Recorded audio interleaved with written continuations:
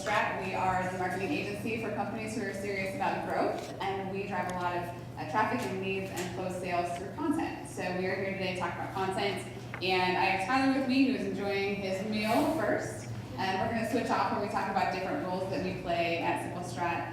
So if you have any questions, this is very interactive. Feel free to raise your hand and ask for clarification. We do go until 1 o'clock, so we're going to try and go until about 12:50 so we can have some time for questions. So if you have questions, jot those down. But first of all, quick show of hands, who's all doing content marketing in here? I'm at the IABC. I should expect everyone to raise their hand, right? Okay. Well, this is my, you know how people have kind of like a Dalai Lama? Like, this is my guy, right? Seth Godin, if you guys are Seth Godin fans. Oh, yeah. Content marketing is the only marketing that's left. And the reason I really believe this is true is because now, even like my son, so my son is 12, and if anybody has kids that are in middle school, they spend their time glued to one app. Does anyone know what that app is? YouTube. Yeah. YouTube, all the time, YouTube. So he's on vacation, he's making eggs. And I'm like, how do you know how to make eggs? YouTube. And he's doing something out in the backyard, making some like trick shot thing. I'm like, what are you doing? This thing is on YouTube. So it's definitely the time that they're looking for content, looking for questions. So he types in, how do I cook an egg? And up comes YouTube, or up comes the blog. That's how we now search for the answers to our problems. So we all have problems, but we're looking for the answers. We're not looking for a company, we're looking for the answers first. So I would say that everyone's doing it, but they're sort of doing it. So the companies that we talk to will find that, oh, we have a blog, and Tyler and I are like, great, we'll meet with them and we'll get on their website. So talk to me about how regularly you publish on this blog. Oh yeah, so like monthly, but like not for a couple months yet. So quarterly? Well, no, but monthly. Okay, but that's not monthly. And in case you haven't noticed, the world moves really fast. So what did you have? What did you do today 30 days ago? Does anyone remember?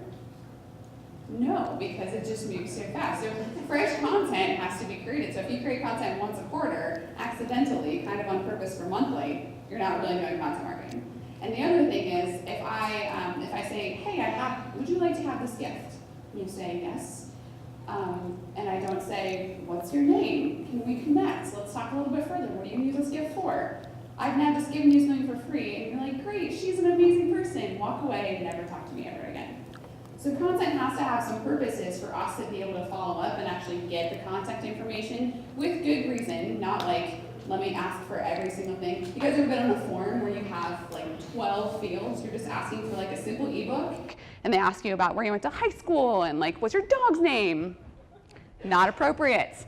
Form field appropriate has to be what you go for. So everyone says they're doing it, but they maybe aren't really doing it. So when we talk to B2B marketers specifically, B2B content's one of those things that's easy to get your arms around because we think, I have a very confusing product or service, I have to somehow tell people what I'm doing in a way that they understand. They typically think of this, they think of a blog. So raise of hands, who here has a blog? Okay, so about half the room. Does anybody do any personal blogging? Personal blogging? Is it something that you do for your company and your personal blog then too? For yourself, okay. You're like, my company doesn't like what I have to say. No. That's okay, you guys. If anybody of you know me personally, I had a former boss before I started this company call me a loose cannon. I take that as a good sign that I'm very spontaneous and I create good content. Yeah, like I'm gonna embrace that. But they typically think, many writers, communicators think of blogging when they think about content marketing.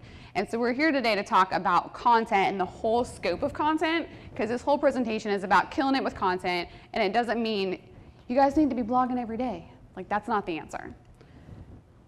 So when we talk about sales and marketing, and we talk about content, we talk about it in a funnel. So all of these slides, these are really small words. I don't expect anyone to actually be able to read this. If you can, good job on the carrots, I guess.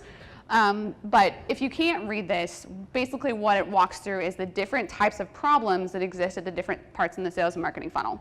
So at the top you have attract, and again this is the methodology that we use. We're a HubSpot certified partner. HubSpot's a sales and marketing platform. If you guys use it, great. If you use something else, great.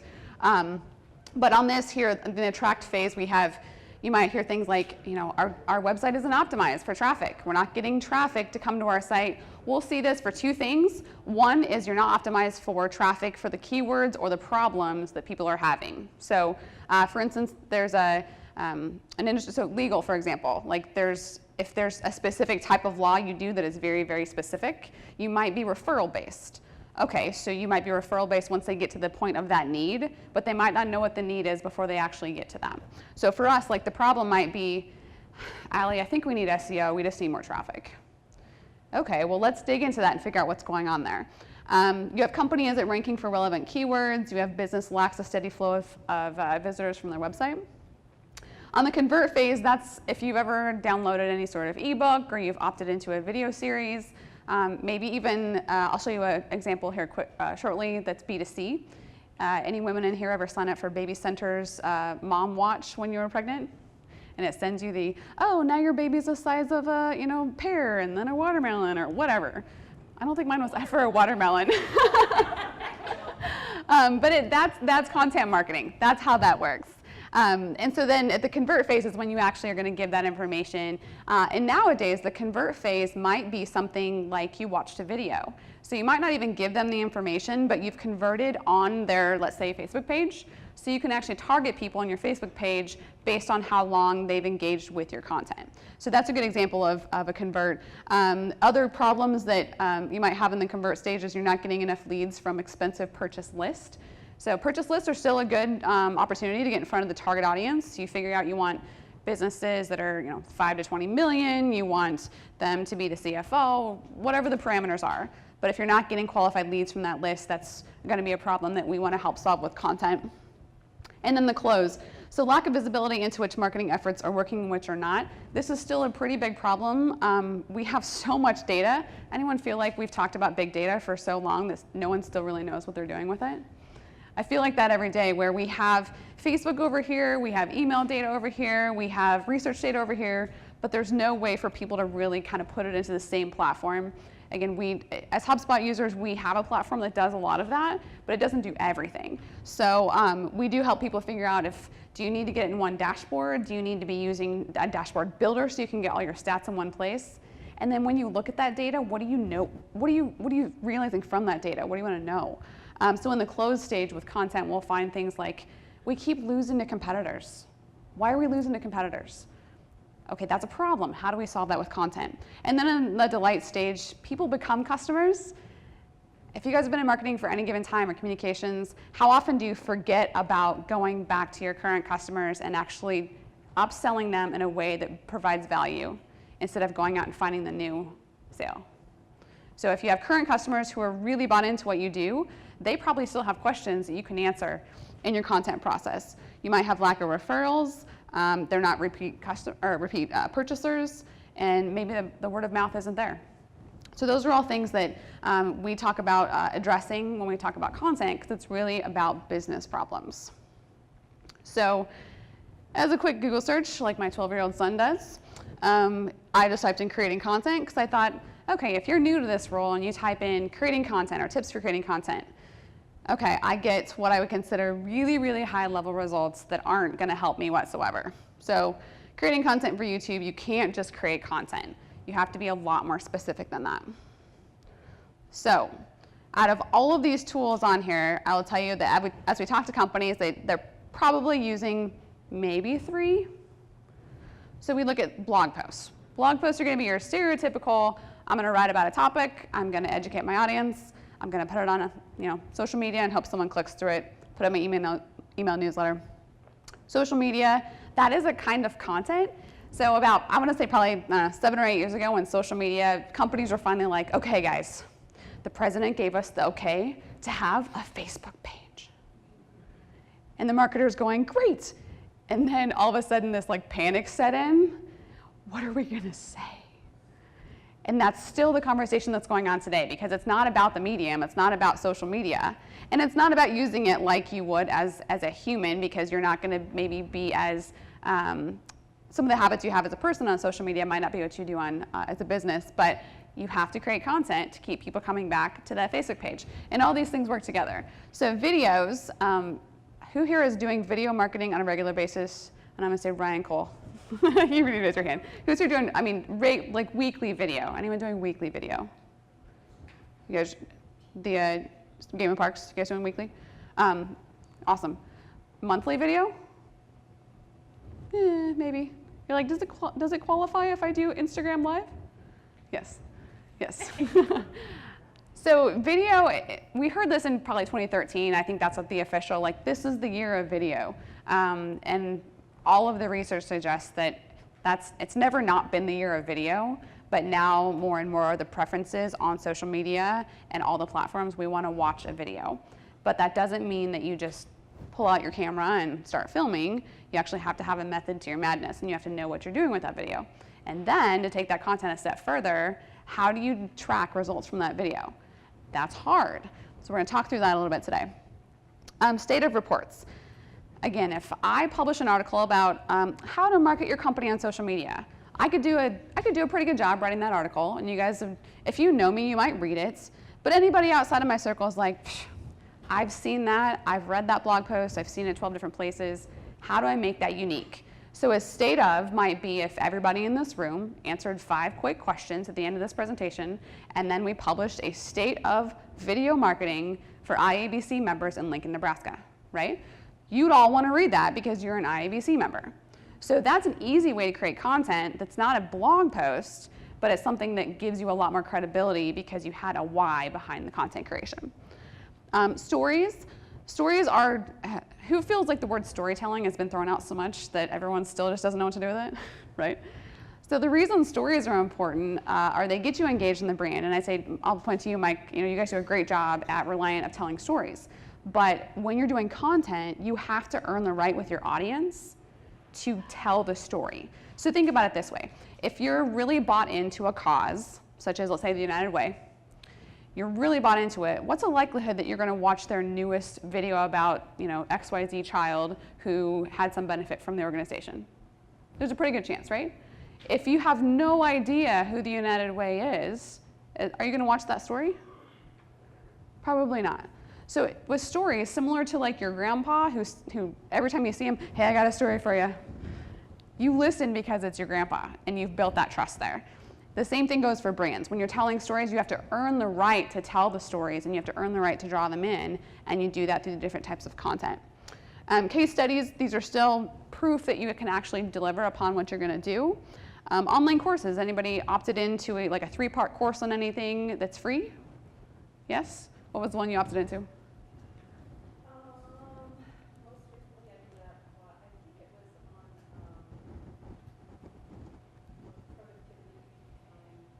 Yeah, productivity hacks. We're working on some courses for helping people understand video better, Google Analytics. There's just this, when you get into that, I can consume this content in short bursts. So you now start talking about content creation as it relates to me as a human. So I think, am I going to read a 50-page ebook? Probably not. However, if I put out a 50-page ebook, do I look smarter? Probably. So there's all these psychological things when you put together all this content. So even though we're talking about like words and application and different mediums, I want you to think psychologically too. Challenges. These are pretty big in the lifestyle business space or some of the personal blogger space. Aaliyah, I'm sure you've probably seen these too, where it's you're going to see these come out if you haven't yet. It's kind of like that reticular activating system. Now that I've said it, you're going to see it everywhere. Take the January 1st challenge. Sign up now. Don't let 2018 be the year that you don't get your goals. And you're like, okay, I'm going to sign up. So watch for that. It's going to be in your inbox. Tools and assessments. We just released a video assessment on our website, so you can go in and rate the effectiveness of your video marketing strategy. And that's something that it's easy for you to do, and it doesn't allow you to, or it doesn't mean that you have to read like a huge ebook. Infographics are a great way. We are now being trained that we need to see something in addition to reading it. Live content, we'll breeze over that a little bit because that's still something that a lot of people struggle with. How do I create live content? I'll tell you, it's about what the live content is going to do and what your strategy is. Webinars are still a good chance, B2B especially, to get in front of your audience. Long forms would be your guides, your ebooks. There's a blogger that writes about SEO online, and he does like pretty much just one huge long form piece of content each month.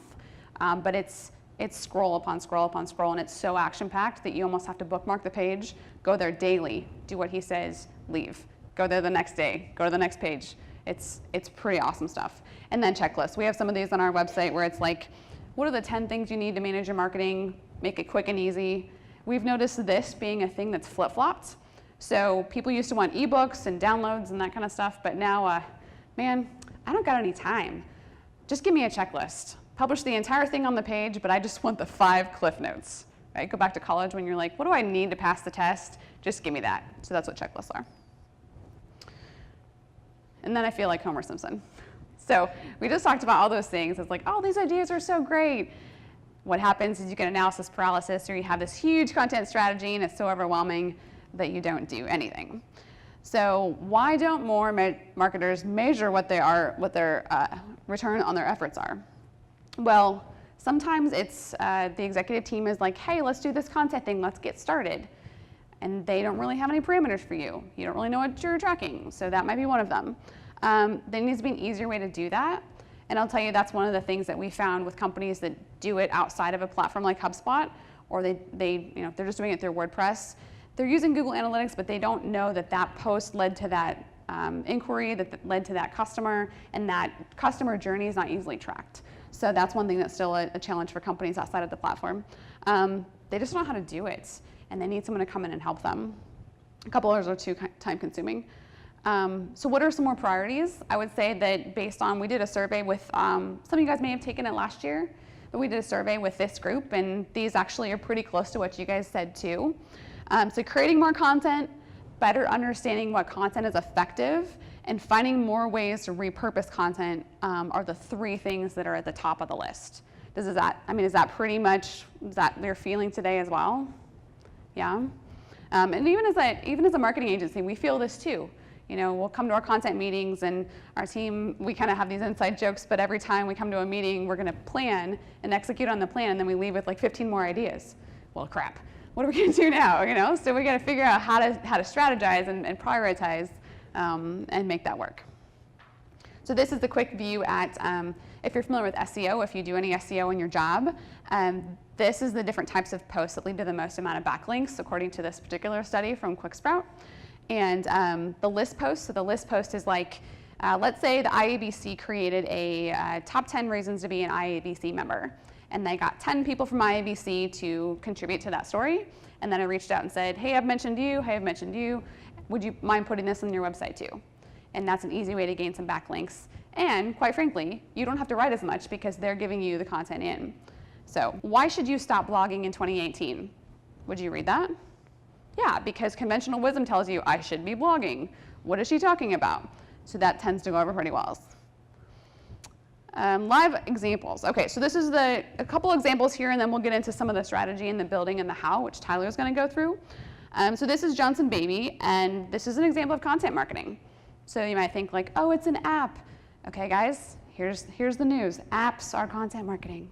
That's what it is. Don't tell the app developers that. Hey, developers, you guys are developing content for me. They don't like that.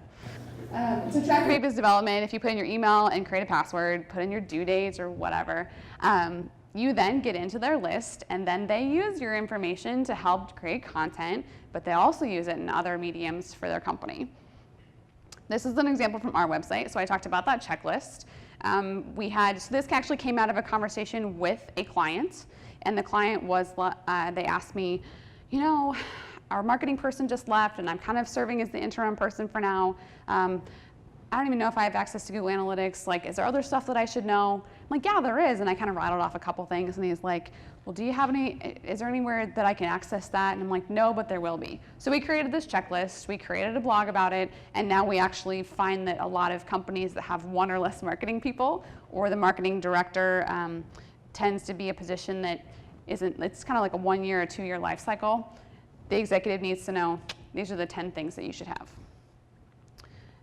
Podcasts. Podcasts are growing in popularity. If you're not into them yet, that's okay. But this is an example of a podcast put out by a CPA firm that only works with marketing agencies. And I will tell you, I listen to this podcast because it has content that's relevant to me. I can put it in my car, or I'm at the gym. And this guy features all of his clients on the podcast, as well as others. But to take it a step further, this is another podcast that I listened to that I was listening actually yesterday before I threw this slide on here. It's Build a Better Agency podcast. How do I build a better agency? So he used to own an agency and now he has a consulting business and he does this. Well, he has a one-page agency business plan that he mentioned on the show. He mentioned it several times on the show, enough that I was like, I should probably write that down. And then I end up at his website and I grab this. So this is content marketing, and I love to bring this up because, again, it's how do I do this in a way that's kind of like advertising driven? Well, the Coke is a perfect example. How do you get people engaged in a product that's driven by something that's relevant to them? Coke did well. And then I'm a Subaru lover. If you guys have ever heard my story of the Subaru from Alaska to Nebraska, if you haven't, I'm trying to sell the story to Subaru at some point. It's a great story. So I'm a Subaru owner now, but they send out their own magazine every month. So even though we talk about content being digital, you definitely don't want to rule out any of these, I would call them more traditional mediums. And as we found in the Midwest, people here still like to touch and feel and know that it's real. It's, what's this internet thing? So these are still flabbergasted at that sometimes, you guys, but. And then this is an example of a Wistia blog where they use video inside their blog. So this is a combination of the two. And I don't know if I can actually click this. Nope. Let's go back. Anyway, when you get the slides, you can take a look at this. Basically, as you roll down the page, the videos autoplay, and they're only like 5 seconds long. And they go through the different things you should or shouldn't wear when you're filming a video, right? So that makes it really well. Okay, so Tyler's going to talk about crafting a strategy and how to put this together and the building blocks. So this is where the notes really start happening because this is kind of the getting down in the trenches and doing the work. Cool. So I'm Tyler Sprunk. I work with Allie with our content strategy. So if you guys remember that slide where she had like 25 blocks of different kinds of content that she wants to create, that's like, you can imagine what my life is like at my job, a team of 5 trying to create all those different pieces of content. So in order to do that, you really need to make sure you have a strategy and a process to kind of do that consistently. So that's kind of what I'm going to get in today. I'm going to be as real as possible with you guys about our blog strategy as an example. Even though we're a marketing agency, we're a team of 5 and we're producing a ton of content work or a ton of client work all the time. So we have a lot of the same challenges of you guys of, how do we prioritize this? When do we do content marketing versus other types of content marketing? So having that process really helps out with that. So there's 5 things that you need in order to do a content strategy effectively. So those things are, you got to know your audience really, really well. So we'll talk a little bit about, how do you do that beyond just the target audience that, we typically kind of have an understanding of already. And then buy-in from internal experts. So if you're on your marketing team and you like producing content, you like writing blogs, but you don't have that buy-in from the execs or the salespeople that are talking to your clients all the time, it's really hard sometimes to know what to write or really create content that's more than just fluffy content. And then a commitment to long-term consistency. So, you'll see this come up time and time again in this presentation, but if you're not in it for the long haul, there's better ways to do marketing that are going to give you more results if you're not going to do content marketing consistently over time. And we'll talk about some of the results that we've seen and kind of how long it took us to see those results internally. And then a detailed process. Again, if you don't have a process that you can repeat for every blog post, for example, it's really hard to make sure you're doing that. And that's how Ali was talking about people just, I've got a monthly blog that comes out once a quarter. That's why that happens, because they don't have that process that's detailed. And then clear goals and KPIs. If you're not measuring what's happening with your content marketing, then why are you doing it, right? Is it really moving the needle for your business? What are some things that you can pay attention to see if that's going to start happening in the beginning? So we'll talk about some of those things. Okay, so first thing is understanding your customer. This is the most important thing. So if you take one thing away from this, if you guys are just starting out on a content strategy, it's this buyer persona thing that I'm going to talk about right now. So we talk about buyer personas being better than target audiences. Most people know who their target audience is, right? Like we know I want to reach females between, with these demographics or whatever. But the buyer personas are what really help you when you're creating content feel like you're talking to an actual person, so that you really know, what's my tone of voice need to sound like? What are the things that they're interested in? What are the titles that they're going to read and click on and read? So this is how we talk about the differences. So this is your target audience, right? This is everybody in that target audience. It's a little bit more broad. We talk about things like gender, age. We get a little bit of psychographics in there. So maybe you're targeting people that like to travel, that are married, that have a couple kids. But it's still, if I want to write a letter to someone in that target market, how do I even start, right? There's, somebody with one kid that travels once a year that's 45 is different than somebody with 2 kids that travels 6 times a year, that's 30, right? So getting a little bit more specific really helps you create that content and really helps make sure that content resonates with that audience. So the center of that target is your buyer persona.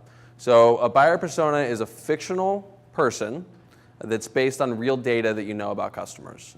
So we want to give them names. We want it to get as detailed as possible, knowing that there's very few people that are just like them, but we want to aim for that center of the target, right? We want to hit that bullseye as often as possible, and then some of the people in the rings are still going to resonate with that content, right? So I want to show you an example, I want to show you some questions to help you create these buyer personas. So this is just a short list of questions. This is a little bit more B2B focused, but kind of give you an idea of how do I go about creating these personas. So here's some questions you can ask yourself about your customers. You can ask your salespeople. You can ask your customers. So I'll run through them pretty quickly. And you guys that are taking notes, there is a link at the end of this. You guys can download the slides, so you don't have to try to keep up with me. But what are you in charge of or expected to manage? What are your top 3 goals at work? How do you measure success? What are your top 3 challenges at work? Who do you frequently interact with at work? So who are their peers? Who are they talking to every day? How hard is it for their organization to change? So this, some of this information as you're building buyer personas, it's not just about content marketing, right? This is helpful to your sales team. It's helpful to your customer service team. So it's not just about writing content. What methods of communication do you prefer to use? So should you be on Facebook at all if nobody in your market is on Facebook? So things like that. This helps you figure out what those mediums you should be using. Where do you go to get answers to questions about your job or industry? So where are they going now? What content are they reading now? What organizations are they a part of? And then what are some things that they wish they knew more about? That's your first 5 blogs after you do this interview is from this question right here. So this is a great way to get started. And that pro tip, again, make sure you're talking to your customers because they can give you these answers better than anybody can in your company. And then talk to your salespeople. Talk to the people that are talking to your customers every day. Because again, they're going to have kind of a bigger picture view on multiple customers. So I wanted to show you a buyer persona that we actually recently built for a client to kind of show you what this looks like. So we always give them a name. We like to give them a name. We love alliteration when we name them. You want people to remember these, right? And you want to think kind of positively about them. They're kind of your best friend. When we talk about content and Simple Strat, we're always talking about these buyer personas. When we have a meeting, we come back, the first thing we say is the name of the buyer persona that the person that we met with was most similar to. So have a name that's is a little bit snappy. So this is, usually what we do, we call it a story. So we actually write like a 3 to 5 paragraph story. So this is like some bullets that we pull out, but you can see how this kind of relates to those questions. So Snappy Sam, he's a young owner of a small roofing company. He's 35 years old. He wears a lot of hats. He's still getting up on the roof. He prefers emails and texts, so don't call Sam. He's not going to answer the phone. He's a young dude. He's busy. He doesn't want to answer his phone. He's willing to change if he can afford it. So price is something that he cares about. Value is something he cares about. He prioritizes needs to have over nice to haves. So content about how your product is something that would be nice to have isn't going to resonate with him. You need content about this is why you need our stuff, right? So that's going to resonate with him a little bit better. And then he's going to research before buying. So that means you need to have your SEO game on point. We talk about their goals and challenges. So we always try to pull out their top 3 goals, their top 3 challenges, a little bit of prioritization there. So he's worried about growing his company. Competition is a problem for him. He's got some problems with his employee and crew quality. This isn't always going to relate to your problem, to your products. But if you can help him with this stuff while you're writing content about your products, he's going to be more willing to trust you. And then give him a picture, right? We're trying to write or create video to a real person. There's nothing that helps you think of a person better than a picture. And then the one thing I want to say about this is this should be a living document, right? So we're making some guesses. We did a couple interviews. We talked to a couple salespeople. But as we continue to work with people like Sam, what are some other things we're figuring out about him? Did we make a guess that turned out to be not true? So make sure that you're consistently looking at these things and updating them. Okay, so the second thing you need is buy-in from internal experts. Again, if you don't have that buy-in, it's really hard to create content that makes you guys sound like an expert. Because your experts are in your company, you want them to be contributing to your content in some way. So who on your team is an expert? Who's got that information that's going to help you sound like an expert when you're making that content? So think about that, put a list together, that's kind of where you need to start. Can they produce content? So we're lucky enough in our organization that Allie, obviously is great on camera. She's happy to pull out her iPhone. She's happy to write a blog. So we're lucky in that way. Or if they can't do that, how do you extract that information from them? I mean, there's a ton of executives that they're never going to pull out their iPhone and get on camera, right? They're not going to be doing a Facebook Live. They're never going to write a blog post. They're too busy. They don't like it, whatever. So how do you get that information from them in another way? So if they don't have the time or skills to produce that content, here's a couple things you can do. Interview them. An hour-long interview with the CEO of your company can give you content ideas for months. And you can repurpose some of that. So I mean, that is probably the easiest way. If you can get on their calendar, just do an interview with them. You'll have a ton of content ideas. Brain dump emails. So they don't want to write a blog post, but can you send them an email that says, hey, I'm creating some content about X. Can you share some thoughts with that? It can be bullet points. They're going to give you some insights that you may not be able to find online. They're going to help you create content that has an angle, right? So it's your company's perspective on that. And then if they, some executives won't even do that, right? They're so busy they can't even send you an email or give you the time of day to do an interview. So find them where they are. Are they talking at events? Are they talking in podcasts? Are they reading books? So figure out where they're getting their content and where they're sharing their content now. And then just use that and repurpose that in your content.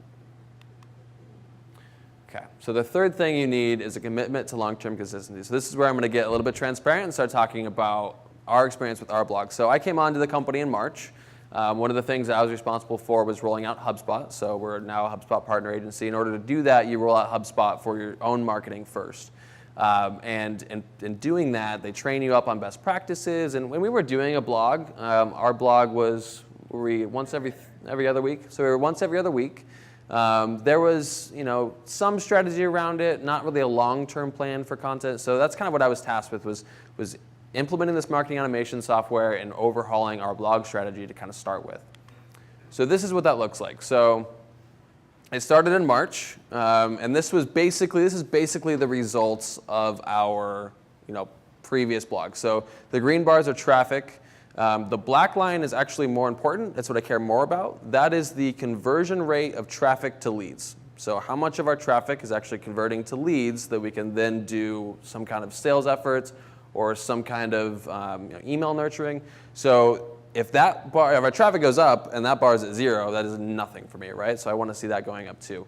We started in March. I overhauled our blog strategy. We moved from at this time we were doing once every other week. We moved to twice a week. So we had some internal pain getting 2 blogs out a week. I'll tell you right now we're back down to 1 a week.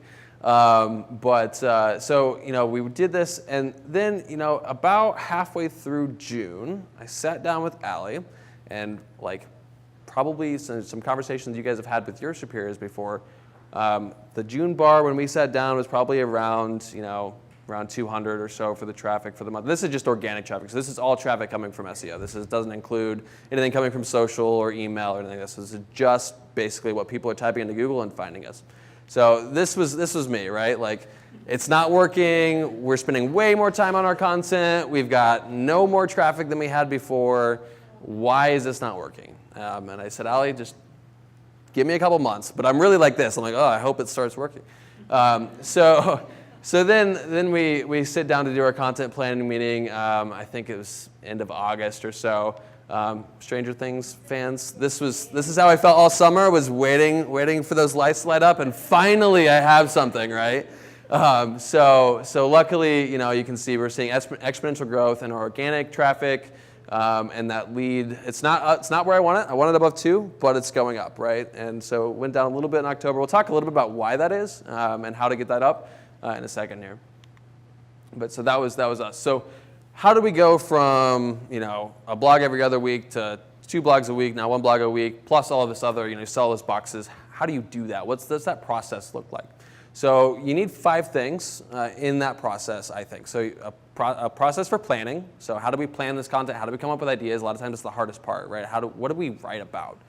Producing that content, obviously. Editing that content. If your content, if it's poor quality, if it's not better than everybody else's, why are you doing it? Because nobody's interested, right? Somebody's going to find the other person that's doing it better than you, and that's going to be the content they watch or read or listen to. Publishing, so where are we publishing? How often are we publishing? And then how do we promote that content? So if you put a blog up on your website and don't do anything with it, maybe you get some SEO benefit, but you need to do more than just that. So what do we need to talk about? This is the hardest part. When we talk to people that are thinking about creating a content strategy or struggling with our current content strategy, this is usually the bottleneck, because we just don't have enough ideas. We don't know what to talk about. So we like to look at a couple things. So what are your buyers looking for? If you have buyer personas, if you're talking to your sales team, you probably have a pretty good idea of what are they looking for. You can do keyword research here, but again, what are those topics that they're going to be interested in? That's going to be a pretty big circle of things, right? What are the core products or services that you offer, and what are their benefits? So you don't really care so much about Snappy Sam's problems with his team if you have a solution that helps him deal with competition, right? So you want to focus on that content that's helping him deal with competition. How can you organize and repurpose the content? So I stole a little bit from HubSpot. They are kind of jumping on this SEO bandwagon of what they're calling topic clusters. If you guys have heard of skyscraper content, anything like that, it's all the same thing. But basically you've got pillar content, cluster content, and this is specifically about a blog, so they've got links in between. But you can really think about your content, regardless of medium, in this way. So pillar content, that's the content. Those are the high, if we're going SEO terms, those are the high traffic terms. So a lot of people are looking for these things. It's probably the things that are a little bit more competitive to rank for if you're talking about SEO. They're the topics that you really want to own. So a little bit broader topic. You're doing longer form content here, so long form articles. When we write pillar content, we're looking at 4,000 word posts. So we're talking about long. Basically, when you used to be creating ebooks and things like that, it's now pillar content. It's the same thing. The difference is we don't gate that content anymore. So it's ungated content. You can come there, you can read it. You don't have to fill out a form. You don't have to give me any information. The cluster content are your deep dives. So if you guys are, again, if you're familiar with SEO, those long tail SEO terms, those are your cluster content. Those are your more typical blogs, your shorter videos, your social content. You want multiple formats here. You want to look for keyword opportunities that aren't as competitive, things that you can actually get on the first page for. And then basically what Ali was saying about people want that short form content now. So instead of gating the long form content that people aren't as interested, give them that whole ebook on a web page, style it just as nicely as you would have in an ebook or PDF or whatever, and then give them the short version as a download, or give them a checklist or an assessment or whatever as a download. And that's we're finding that, HubSpot's finding that those things are a lot more, are converting at a higher level than that long form content. And then you get all the SEO benefit, you get to own these topics online. So that's how we think about it. And then when we talk about repurposing content, that pillar content, that's, in the case of our blog, it's 4,000 words, right? There's a ton of little blog posts, little social media posts, little videos we can pull out of that. So we start with our pillar content, and then we look at, okay, how can we repurpose sections? We look at our subheads and things like that to help create more blog ideas. Okay, so when and how often? So this depends totally on your market, on your bandwidth for your team. So I just want to give you an example of what we do. So we do a monthly planning meeting and plan out the next month. So we've got an editorial calendar. This is the editorial calendar specifically for our written content. So lots of colors and things. It's just 1 week. So basically, each color corresponds with a medium. So these are different social channels, and then orange at the top is our blog. We also, we schedule out our pillar posts. But basically, we go into that meeting trying to fill out this calendar. So for the next month, we know exactly what to write about. We know exactly when it's publishing. We can use our automation tools to schedule some things in advance. We can batch produce content. So having something like this, having an editorial calendar, makes things so much easier. I'm guessing we're IABC. Do a lot of you guys have editorial calendars? Yeah, cool. Super helpful, right? Okay, so producing and editing the content. This, again, depends a lot on the type of medium you're producing on, so I won't go too detailed in this. But here's the things you need to talk about, or think about. So how can your piece of content be unique and better than everybody else's? Again, if you're going to write a blog, chances are somebody's written a blog about that topic, right? Who's at the top page of Google? How can you make your content 20% better than that? Think about that. So as every piece of content you're creating don't create it if it's not going to be better than the next thing out there, because why would anybody want to engage with that, right? The thing that's already out there probably has more awareness. It's already solving some sort of need. So how are you going to level up and create that better? Maybe that's creating a video. If somebody's got the blog done, awesome. Maybe you can create a video with some of the same information that's better for people that like video content. Establish a clear schedule. We talked a little bit about that. But this is what our schedule looks like for actually producing a post. So the other one was when the post publishes, right? This is what our schedule looks like for creating a blog post and getting that produced. So it takes us 3 weeks to do a blog, basically. So this is actually, we have a template in our project management. So when I load a blog in there, I pick that template and it loads all these tasks in there. So our outline is due 2 weeks before it publishes. Those outline, they're due to the editor, which is usually me. I have to get those edits back to the writer on Tuesday, and so on and so forth. So you can kind of see those things. So break it up into the steps that you need to go through every time you create that piece of content and get a system in place. This is how you do it if you're going to do it consistently. If you don't have this, it is so hard to do it consistently. If you just say, I want to produce a blog a week, and you don't have this, you won't be producing a blog a week a month from now. It's just not going to happen. Okay, so publishing that content. So these are the things that you want to think about. What mediums? So again, if you're asking questions in those buyer personas about where they're going to look for their information, what types of communication methods they prefer, what types of social networks they're on, if any, that's going to answer this question. So that, again, those buyer personas are super important. How can you get the most out of each piece of content? So if you're doing a blog, it's not that hard to do a short video about it, and vice versa. If you go on a podcast and you go down this rabbit hole about a specific topic, think about, do a recap of that internally. How can I create a blog out of that, or create a video out of that? So repurposing content, that's the secret to being able to produce more content. More ideas isn't the secret. It's how do I take the same ideas and create 10 pieces of content about it instead of 1. And then consistency is key. You saw with that chart of our results, if we would have stopped at that meeting, we'd be in the same place right now, right? We had to keep going. Definitely want to track and optimize and do things like that. You don't do the same thing if it's not working, or even if it is working, you want to try to make that better over time, but you got to stay consistent when it comes to content marketing. And then promoting that content. Super important, especially in the beginning. So a lot of times when I'm in sales conversations, we're talking about things like, should I be doing content marketing or should I be doing online advertising? The answer is usually a mix of both. But I usually describe this as online advertising like a faucet. You start pouring money into it, it starts pouring results. You stop pouring money into it, it stops producing results. Content marketing is not like that at all. You start pouring money into it here, or time, and you see the results out here, right? And so in order to kind of get the results a little bit earlier, maybe you're putting some online advertisements that are driving people to your content. So thinking about ways to get creative, especially in the beginning, on how to promote that is going to help you. One of the reasons it took us so long to see the results, honestly, is because our content promotion sucks. That's one of the things we're working on right now. We've got a small team. That's the kind of thing that has been on the back burner for us that we need to focus more on. Had we done that in the beginning, it wouldn't have taken us as long to see the results that we're seeing. You've got to get backlinks for SEO if you're doing anything online. If you don't have backlinks, there's a ton of things you can do for on-page SEO optimization. SEMrush just put out a white paper on a research study they did on which factors actually affect SEO. All of that on-page stuff was at the bottom, right? Like backlinks, domain authority, direct traffic, all of that was at the top. So if you don't have those backlinks, it's going to be really hard for you to get anywhere with SEO.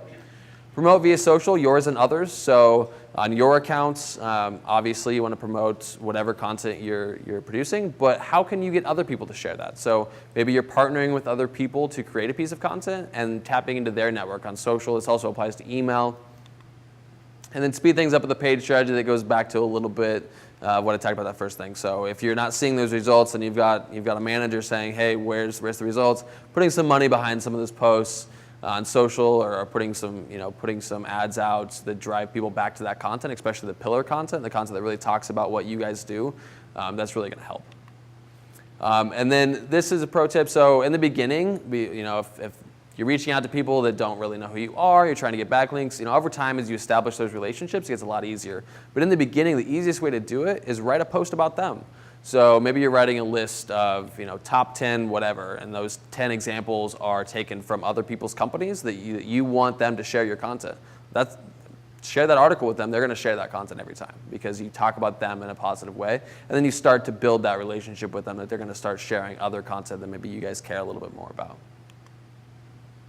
So the last thing is clear goals and KPIs. Again, why are we doing this if we're not paying attention to whether or not it affects the things that matter, which at the end of the day, the bottom line, right? Is it actually driving revenue? Is it driving sales? Is it driving leads for us?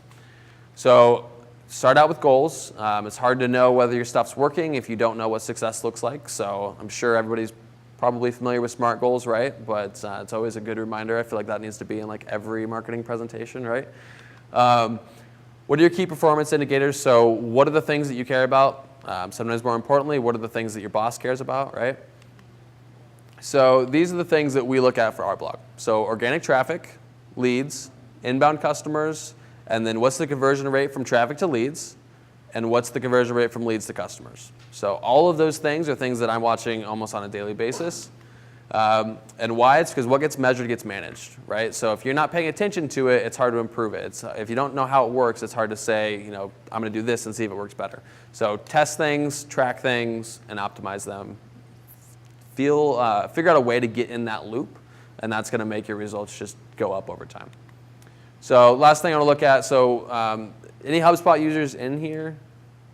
No? Okay. One? Okay. So doesn't have to be HubSpot. It can be Google Analytics. It can be any number of analytics platforms, but figure out some way that you can go find that information really quickly. So this is real numbers from the second day of the month to the 10th day of the month for us.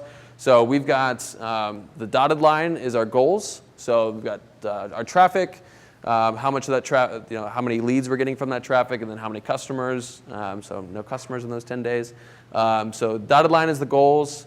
The kind of gray outline is last month's performance, and then the colored line is where we're doing now. So figure out, and then those gray little arrows are the conversion rate between the two. So figure out a way that you can, you want to pay attention to this stuff, but if it's hard to get to those numbers every day, you're not going to be paying attention to them as often as possible. This tab is always open on my computer. I can always check this and see how we're doing. Cool. So that is all I had for you guys. I'll pass it over to Allie, and then we'll do questions at the end. Thanks. All right, common mistakes.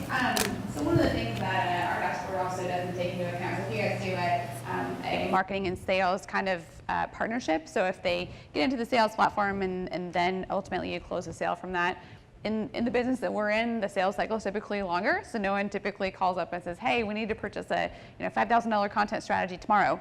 If they do, wow, can I have more of you guys? But that typically doesn't happen. So the communication with your executives on how this whole process works is important, but I do think that with the increase in noise you probably all felt this on Facebook, you post something organically and nobody sees it, right? Or like your mom's like, good job, and that's all you get. There's tons of business pages filled with mom's likes. Thanks, Mom. So content mistake number one, more is better. And I had a business owner say this to me last week. They said, Allie, we can't create 18 pieces of content today or every day like you guys do. And I said, well, we don't create 18 pieces of content every day.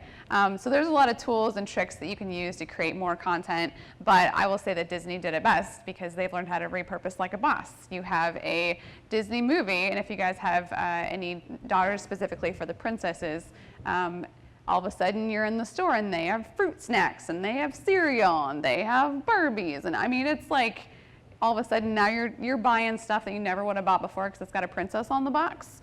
And the same needs to be true of your content. So you might have one blog post that performs very well. So we have a Facebook, how to use Facebook Messenger article on our website. It is the best performing article on our website, and it's ridiculous. So we've created an ebook out of it, and we've created additional social media out of it, and we have so many people that convert on that ebook every single month because it's like 80 different ways you could use Facebook auto replies in your business. So it's very helpful, but yeah, we just took one thing and continued to make things out of it so that the research process is actually over. So repurpose your best, focus on quality, test and put effort towards what's working. So Tyler will tell you as we talk through our content, we're like, ugh, this blog post isn't performing very well. And as he told you, like, we haven't put any money behind that, or we haven't gone on Quora and answered 15 questions related to that, or we haven't gotten 25 backlinks. Like, there's things that, you know, when you go to the gym and you're gonna run a marathon, like, you need to do these things. You should have good shoes, you should eat right, you should get good sleep. Like, those are just non-negotiables, and in content promotion, if the non-negotiables haven't been done yet, you don't have any right to say that content hasn't performed well yet. So make sure you have your ducks in a row first. And then apply the same idea in different ways. So maybe someone has already put together like the top 10 tools you need for your business. Yeah, there's a lot of posts like that, but maybe it's things you could repurpose it in a more creative way. So we right now are working on a content piece where we're gonna educate you about a certain type of marketing, but we're actually making it into sort of like a short film type of thing. So you're gonna learn about it, but you're gonna actually remember it because it's not your typical ebook that you download. Number 2, assuming people will find you. So this one's great. Again, misunderstanding of how the internet works, or just understanding of how there's people in your life that you've known since you probably were small toddlers, that you know of them, but you still have no idea what they do, right? I mean, that as a business owner, when someone says like, oh, I didn't know you guys did X, Y, Z, and I'm like, ah, okay. So you just have to be reminded that you have to tell people, like, my kids love this movie, We Are Here, We Are Here. If you have any kids that watch Horton and there's this little speck, you have to tell them that you're there. So make your content known. So you have to have a strong promotion strategy. So again, our content promotion strategy, as we're improving it, involves a lot of hard work online. Identifying relationships, identifying influencers, putting some money in targeted places. LinkedIn, you guys, B2B, LinkedIn is still the world's largest untapped mine because a lot of people are like, I don't know what to do on LinkedIn, I don't use it. Well, for every 10 of those, there's one person that's like, LinkedIn is killing it. Well, why is it killing it for that guy, but you guys all can't figure this out? So it's really good, check it out. And then reach out to influencers and groups. Don't be afraid to use paid tools, or paid mediums and paid tools. You can promote your content through things like Outbrain, which place your content on places like like CNN and CNBC, but again, it costs money to do that, and you have to have a conversion rate there, otherwise then you just get a bunch of, oh, we had like 75 clicks. And the executive goes, how many customers did you get? You're like, I don't know yet. It's not a very good answer to give them. Content mistake number 3, so I want to go fast. And the best thing about standing up here today and telling you this is I'm the executive and I'm telling Tyler, like, we need to give up. It's just not working. But it's working. Like, at the point that you're ready to break is when you have to dig in your heels and stick with it. So I'll tell you that this is probably what's distinguishing large companies right now from small players. Small players are not having the patience to stay in the game long enough to even be competitive with the people in their space. If you stick it out, and again, it's a little bit painful for a while, but if you look at large companies, we're noticing this in like companies that have maybe one office and they want to expand to 2 offices. You have to look like you're omnipresent. You have to be more than in one city, and it's hard to do unless you're doing content. So any great marketing strategy requires patience. Find ways to do quick wins. So one of the things we now talk with clients about is, okay, so let's do this content strategy thing. What can we do that really helps your current customers, your current audience? So forget about the rest of the world and their Googling habits. Just put them aside for now. What can you do to help delight your current customers so that you're going to remain top of mind in their mind? Because if any of you guys have been in a sales meeting or your executives say, we need to be top of mind. We need to be the first person they think of. And they say that like you have some sort of like special sauce you whip out and you're like, okay, and you just put it on your stuff.